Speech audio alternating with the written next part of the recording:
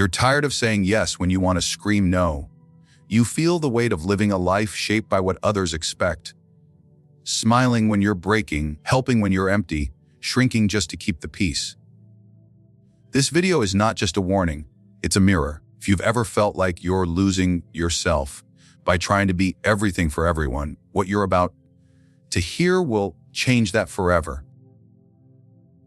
From the earliest moments of childhood, we learn to shape ourselves according to what pleases others. A child quickly discovers that certain behaviors bring praise, affection, and approval, while others bring silence, punishment, or shame. Over time, this conditioning doesn't merely influence our actions. It begins to mold our identity. We begin to confuse who we are with who we are expected to be. This is the birth of the persona, the mask we construct to meet the demands of society. It becomes our psychological armor, not only protecting us from rejection, but also securing our place in the world. Yet, beneath its polished surface lies a silent tragedy. Because the persona, no matter how refined or impressive, is not the self. It is a carefully crafted illusion. The persona is seductive. It offers safety in the form of predictability.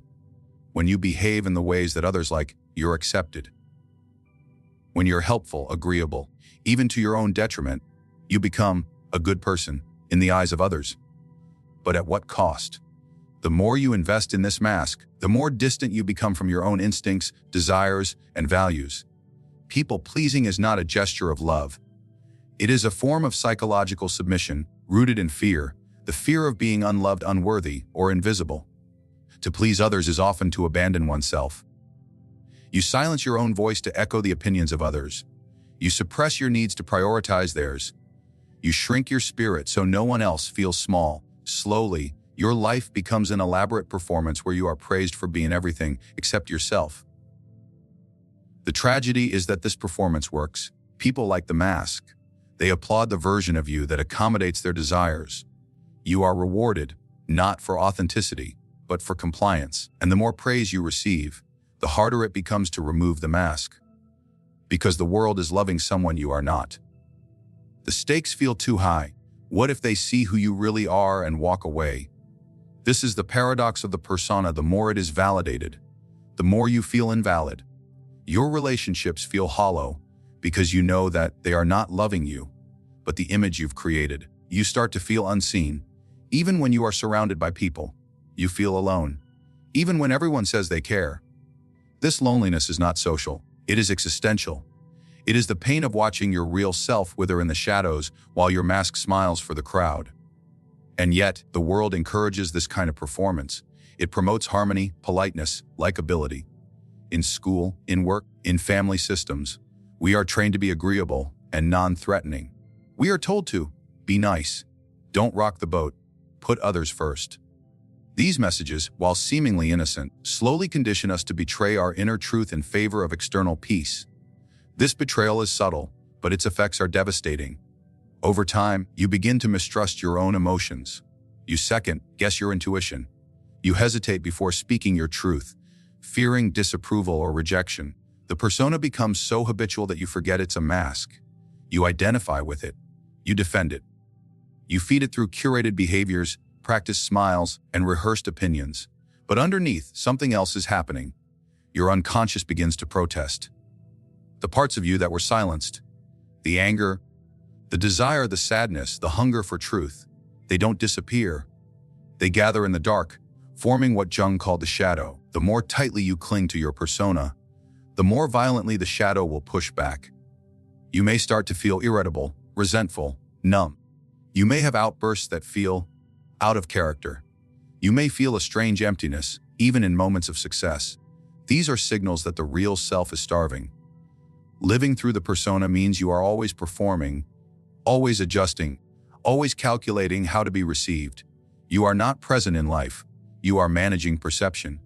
Your worth becomes contingent on external validation, and when that validation fades, so does your sense of identity. You become a stranger to yourself, haunted by the question, who am I, really, when no one is watching? The answer to that question is frightening, because it threatens the entire structure of your identity. If you are not the helper, the fixer, the peacemaker, then who are you? This fear keeps many trapped in the persona for life, quietly suffocating beneath the weight of everyone else's expectations. The persona is not inherently evil. It is necessary for social interaction and adaptation. But the problem arises when you mistake it for your essence. When you live only through the mask, you deny the soul behind it. You sacrifice depth for likability, truth for comfort, freedom for acceptance, and perhaps most tragically, you lose the opportunity to experience what it means to be fully known, not for the role you play, but for the person you are. Every act of self-denial creates a residue in the unconscious. Every time you bite your tongue when you want to scream, every time you nod in agreement while internally resisting, every moment you force a smile to hide sorrow or rage, you are feeding something in the dark. This something is not passive. It waits, it watches, it grows, and eventually it rebels. This is the shadow. The shadow is not evil. It is not something to be feared or destroyed. It is the totality of all the parts of yourself that you have rejected, repressed, or disowned. It contains not only what society calls darkness, such as anger, lust, envy, but also the golden elements of your nature, your power, your creativity, your desires, your assertiveness. These elements are not bad in themselves. They only become dangerous when banished into the unconscious, where they fester, distort, and eventually find other ways to express themselves. People-pleasing is one of the most fertile grounds for shadow development. On the surface, the pleaser appears generous, agreeable, even saint-like. But beneath this image often lives a volcano of resentment, self-betrayal, and repressed rage. Because when you chronically deny your own needs to satisfy others, you are not being good. You are being false. And the false self can only be sustained for so long before the truth demands to be seen. The rebellion of the shadow often begins subtly. You may feel drained after social interactions, even those that seem harmless. You might begin resenting the very people you bend over backward for. You might experience an inner conflict. One part of you longs to say no, but another forces you to smile and agree. These are not mood swings. They are your buried parts rising to the surface, trying to reclaim their voice. The human psyche does not tolerate one-sidedness forever. The more you feed your persona, the agreeable mask, the more neglected your other qualities become. And what is neglected becomes distorted. A repressed desire for independence may turn into passive, aggressive behavior. Suppressed anger may erupt as sudden, irrational outbursts. The parts of you that have been silenced do not vanish. They mutate, and when they finally surface, they often do so destructively because they have not been integrated, only hidden. This is the shadow's rebellion. It is not an enemy invasion. It is an internal uprising born out of years of neglect. It is the soul's cry for balance. You can only pretend to be selfless for so long before your suppressed self begins to fight back. This rebellion is not only emotional, it is also physical. Chronic fatigue, tension, panic attacks, digestive problems. These are not just symptoms of stress. They are often the body's way of expressing what the conscious mind refuses to acknowledge. Your body becomes the battlefield where the persona and the shadow collide. Ironically, many who identify as nice or peaceful struggle the most with their shadow because they believe that anger, confrontation, or self-interest are immoral. They repress them completely. But repression does not purify, it contaminates. When you push something out of sight, it grows in power. When you deny your darkness, you give it control. The truly dangerous person is not the one who knows their anger, but the one who refuses to admit it exists at all. Understanding the shadow requires radical honesty. It asks you to look at your own hypocrisy, your hidden desires, your unspoken judgments. It asks you to admit that your people-pleasing is not altruism, but fear. Fear of being disliked, fear of abandonment, fear of not being enough. The rebellion begins when you stop pretending. When you allow yourself to feel what you've always pushed away. The shadow is also not just personal. Much of what we reject comes from cultural and familial conditioning. You may have been told that crying is weak, that asking for what you need is selfish, that saying no is disrespectful. These messages don't disappear. They become laws within the unconscious, and breaking those laws, even internally, can feel like betrayal. But true healing only begins when you start to question the rules that keep you silent. The shadow will not stay hidden forever. Whether you acknowledge it or not, it will find expression. If not through honest confrontation, then through sabotage. If not through words, then through symptoms. If not in conscious choices, then in compulsions you cannot explain. The rebellion is inevitable because the human soul is wired for wholeness. It will not tolerate fragmentation indefinitely. Most people are afraid of their shadow because they believe it will make them less lovable. But the truth is the opposite. You cannot be truly loved if you are not truly known. And you cannot be truly known if you are only showing a fraction of who you are. The rebellion is not the problem. It is the beginning of the solution. The beginning of something ancient within you remembering what it feels like to be whole. Every time you say, yes, when your soul whispers, no, you commit a quiet form of violence against yourself. It is not seen, it is not shouted, but it is deeply felt. The consequences of self-betrayal are not loud. They are cumulative. They erode you slowly, like water hollowing out stone. To the world, you may seem kind, agreeable, and generous, but within, something sacred is being diminished. The longer you abandon yourself to please others, the further you drift from your own center. Self-betrayal often begins as a survival mechanism. As children, we are utterly dependent. If our environment does not nurture our truth, if expressing anger, sadness, or defiance leads to rejection or punishment, we learn to suppress those parts. We adapt. We become what is rewarded and hide what is punished. And so begins a lifelong habit of splitting ourselves in two, the self we present, the self we bury. Over time, this internal fracture becomes so familiar that we no longer notice it. We begin to call the false self our identity. The one who always says, it's okay, when it's not. The one who makes others laugh while silently weeping inside. The one who's always available for everyone else but disappears when it comes time to care for themselves. These performances become roles we play so convincingly that even we begin to forget they are not who we truly are. But the soul never forgets. It watches in silence as you abandon it, again and again. And while the world claps for your politeness and your patience, a deeper part of you begins to mourn. The mourning shows up as depression, as chronic fatigue, as a sense of emptiness you cannot name. You may look at your life and wonder why you feel so little joy, why your relationships feel shallow, why you feel so alone, even when surrounded by people. These are not signs that something is wrong with you. They are signals that something essential has been lost. Your connection to yourself. Self-betrayal has a way of masquerading as maturity, as strength, even as love. But true maturity involves setting boundaries, not abandoning them. True strength is saying no when it would be easier to comply. And true love, whether for another or for yourself, can never be built on a foundation of resentment. When you betray yourself for others, you are not giving love. You are trading your truth for acceptance. That is not love. That is self-abandonment dressed as compassion. The cost of this betrayal is not paid all at once. It accumulates in small moments. The smile that wasn't real, the conversation you didn't want, the agreement you offered just to keep the peace. Each act may seem insignificant, but over years they add up. You begin to feel like a ghost in your own life, someone living out a script they didn't write, trapped in roles they didn't choose. Your laughter begins to sound strange, even to yourself. Your dreams feel distant, unreachable. You become a stranger to your own soul. People often fear that choosing themselves means becoming selfish or cold, but this is a lie taught by those who benefit from your compliance. Choosing yourself is not selfish. It is sacred. You are not here to be liked by everyone. You are not here to make others comfortable at the expense of your own discomfort. You are not here to be consumed. You are here to live from the center of your being. And that requires listening to yourself, trusting yourself, honoring what you know to be true, even if it disrupts someone else's illusion. The pain of self-betrayal does not only affect you, it leaks into your relationships. When you agree to things you don't want, your energy becomes dishonest.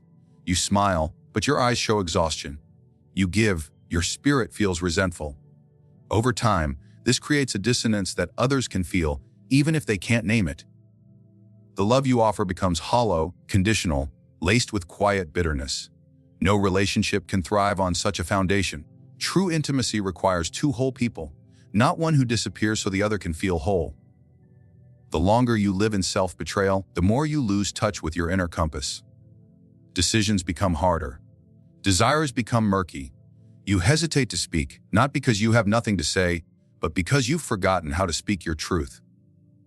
You begin to look outward for validation, for permission, for direction.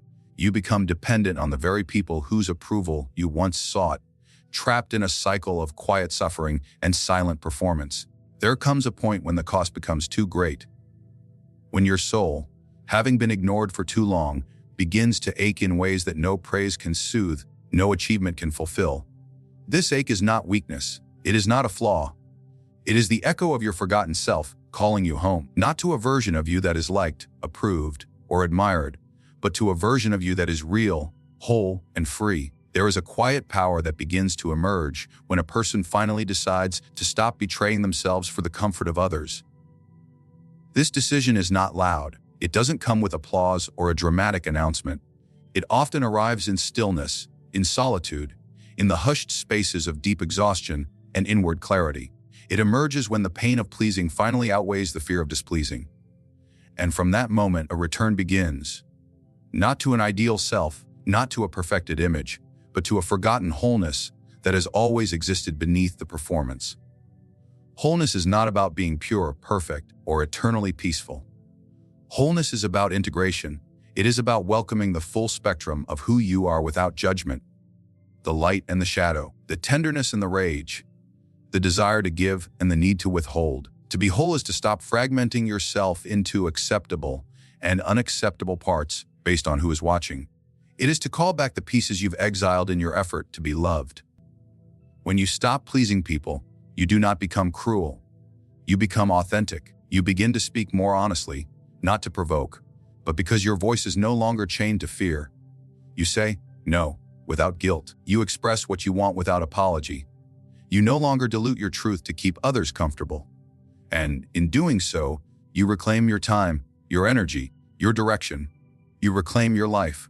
The return to wholeness does not mean you stop caring about others. Quite the opposite. It means you care more deeply, but from a grounded place. You no longer serve others at the cost of yourself. You no longer sacrifice your truth for temporary peace. You love without losing your center. Your boundaries become clearer, not harsher. Your presence becomes more grounded, not more distant. And people begin to experience you not as a role you perform, but as a reality you embody. In this return, the masks you've worn begin to fall away. Some were inherited. Expectations from parents, culture, religion. Others were crafted from pain. Masks of strength to hide vulnerability. Masks of compliance to avoid rejection. These masks may have once protected you, but now they confine you. As they dissolve, you may feel exposed, raw, uncertain. This is part of the process. You are not breaking down, you are breaking open. Many will not understand this shift. Those who were attached to your compliance will feel threatened by your authenticity. Some will accuse you of changing. Some will withdraw. Some will resist. But these reactions are not a reflection of your wrongness. They are a reflection of the roles you once played in their lives. When you stop living in performance, the entire stage changes. Relationships that relied on your silence will crumble. But others will deepen, become more real, more nourishing. You will begin to attract those who are drawn to truth, not to the image you maintained. The return to wholeness also means facing the grief of who you had to become in order to survive. The version of you that was always smiling, the one who kept the peace, avoided conflict, and absorbed everyone else's emotions. You may feel sadness for how long you abandoned yourself, for all the times you knew better but stayed quiet, for all the love you gave while starving inside. But this grief is not to be feared. It is sacred. It is the sorrow that comes from finally witnessing your own worth. You will also begin to feel new sensations, moments of inner alignment, where what you say, what you feel, and what you do are no longer in conflict. A sense of clarity, as if the noise of the world no longer drowns out your inner voice. You begin to make decisions from truth, not from fear. You start to enjoy solitude, not as an escape, but as a reunion. You begin to feel your own presence, not the curated persona, but the unfiltered, undivided self. In returning to yourself, your world becomes quieter but more vibrant. The chaos of external validation loses its grip. You no longer need to chase approval like a starving child. You become full on your own integrity. This is not a place of pride, but of peace, a peace that cannot be purchased, performed, or pretended. A peace that comes from knowing you are no longer at war with yourself. This wholeness is not a destination, it is a daily practice. Some days you will slip. You will fall back into old patterns, apologize when you meant to stand firm, stay quiet when your soul begged to speak. But you will notice it now. You will feel the sting of self-abandonment more sharply, and you will return more quickly. Because once you have tasted the freedom of your own truth, pretending becomes unbearable. This return is not a solitary journey, even though it often begins in solitude. It is a movement back toward something ancient and essential. A return to your body, your voice, your instincts. A return to the primal intelligence that knows when something is right or wrong, not because of logic, but because of resonance. A return to a kind of inner knowing that requires no permission. A return to the self that existed before the pleasing began. Before you learned that being loved required being less. Before you were trained to shrink in order to be safe. Before you forgot that your wholeness was never something to earn. It was something you were born with and are now. Finally, remembering again, you were never meant to live your life in fragments. Pleasing others while abandoning yourself. Smiling outwardly while quietly suffering within. Every act of self-betrayal may have once served a purpose, helped you survive, or won you temporary approval, but it could never give you peace, because peace does not come from being agreeable. It comes from being aligned. When you begin to honor your truth, even in the smallest moments, something fundamental shifts. The weight you've been carrying, of false smiles, suppressed needs, and invisible expectations, begins to lift. You no longer bend to fit into spaces that shrink you. You no longer offer your soul in exchange for belonging. You no longer pretend that your silence is kindness. Instead, you speak. You walk away when it's time. You draw lines where there were none. And through this, you come home to yourself, not a version shaped by fear, but the self that is whole, undivided, and free. This is not rebellion. This is reclamation. The end of people pleasing is not the beginning of conflict. It is the beginning of truth. And with truth comes a life no longer dictated by who others want you to be, but by who you truly are.